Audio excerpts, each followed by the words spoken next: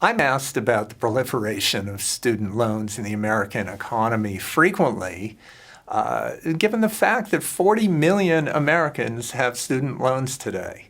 The total indebtedness is approaching $1.3 trillion, and it's become the second largest source of consumer debt behind only mortgages.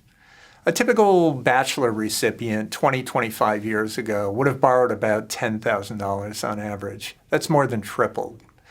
The fact of the matter is tuition has risen substantially, but the number of Americans attending college has also risen dramatically. It's up 62% in the last 25 years.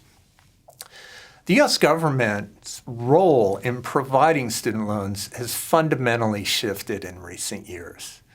Traditionally, the government backed loans that were made by private financial institutions, but they exacted heavy subsidies from the government to make those loans.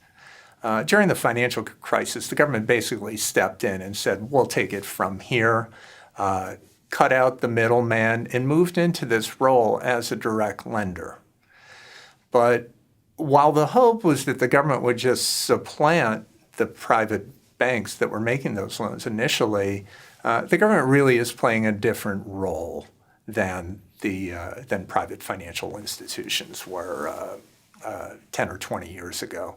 The fact of the matter is expectations are different on the part of borrowers when they're interacting with government versus a rather cold relationship that happens in an interaction with a bank. And the government has responded to those pressures by borrowers for some form of relief by adopting a range of debt relief measures, including income-based repayment, outright debt forgiveness for public sector employees, and is considering a host of other possibilities looking forward.